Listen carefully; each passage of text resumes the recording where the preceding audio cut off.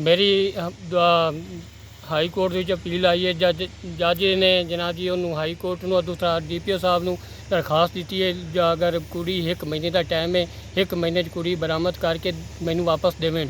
ਇਹ ਪੁਲਿਸ ਕਿਉਂ ਨਹੀਂ ਲੱਭ ਰਹੀ, ਕਿਉਂ ਨਹੀਂ ਜਿਹੜਾ ਮੇਰੇ ਬੰਦੇ ਨੇ ਜਨਾਬ ਜੀ ਨਾਮਜ਼ਦ ਨੇ ਉਹਨਾਂ ਬੰਦਿਆਂ ਨੂੰ ਨਹੀਂ ਪਕੜ ਰਹੀ। ਪੁਲਿਸ ਬਿਲਕੁਲ ਨਹੀਂ ਨੇੜੇ ਜਾ ਰਹੀ। ਹੱਟ ਕੇ ਮੈਨੂੰ ਬੁਲਾਉਂਦੇ ਨੇ, ਮੈਨੂੰ ਆਖਦੇ ਨੇ ਤੂੰ ਪੇਸ਼ ਹੋ, ਲੇਕਿਨ ਉਹ ਕਿਉਂ ਨਹੀਂ ਉਹਨੂੰ ਫੜਦੇ ਪਏ। ਮੈਨੂੰ ਕੁੜੀ ਬੱਚੀ ਵਿੱਚ ਅਗਰ ਇਤਨੇ ਲੋਕ ਲੱਭਦੇ ਨੇ ਤੱਕ ਮੇਰੀ ਬੱਚੀ ਨਹੀਂ ਲੱਭ ਸਕਦੀ। ਮੈਂ ਗਰੀਬ ਆਦਮੀ ਹਾਂ, बहुत ज़्यादा गरीब आदमी है, मेरे तो पल्ले है ही काश है नहीं। लेकिन यह छोटे छोटे बच्चे मैं इन्होंने मजदूरी करके खवावां या कुड़ी दे पिछे फिरा तो मेहरबानी करके मेरी बच्ची मैंने लभ के देवन, जिथे भी है जिंदा है मुर्दा मेरे सामने लियावन। तो DPO साहब तो मेरी अपील है पई, DPO साहब मेहरबानी करके मेरी बच्ची DPO साहब लभ सकता और बरामद कर सकता है हर हाल दे विच।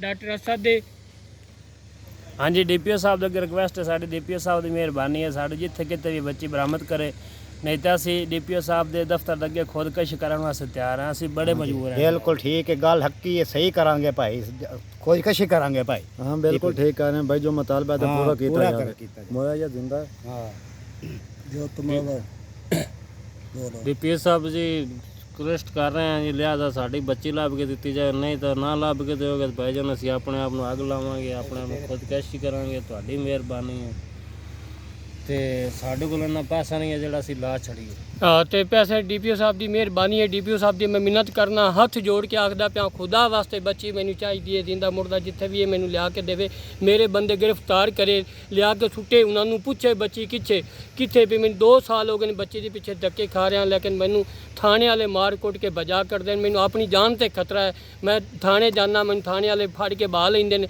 लित्तर मरांदे ने। मेरा परचा एक बार खारिज होया, मैं दोबारा बहाल कराया, हूँ दोबारा फिर वही काम हो रहा है मेरे नाल, फिर मेरा परचा खारिज कर रहे हैं। हाँ थाना मॉडल टाउन मेरा क्यों जिन्ना जी क्यों पुलिस वाले मेरा परचा खारिज कर थाना मॉडल टाउन जिन्हों की फुल सपोर्ट कर रहे हैं जी, साडी कोई भी नहीं सुनता। असीं जाने आ साडे ते प्रेशर पाते हैं, उन्होंने दे वल्लों उन्होंने डेट भरे हुए हैं जी, साडी कोई गल नहीं सुन रहे।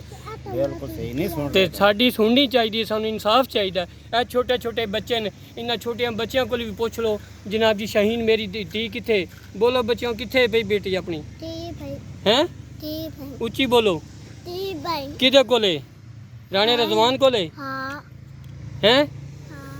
बच्चियां की भी अगवाई सुन लो, बच्चियां को ही पूछ लो, लेकिन बच्चे असीं समझाया तो नहीं है हैं। ए छोटे छोटे बच्चे ने, मैं हूँ दसो मैंने किहड़े पासे जे मैनू कहंदे ने तो मैं खुद, जे अगर बच्चे नहीं लभ के देंदे मैं खुदकशी कर लेना, मैं मर लेना, मैं बच्चियां समेत खुदकशी कर लांगा।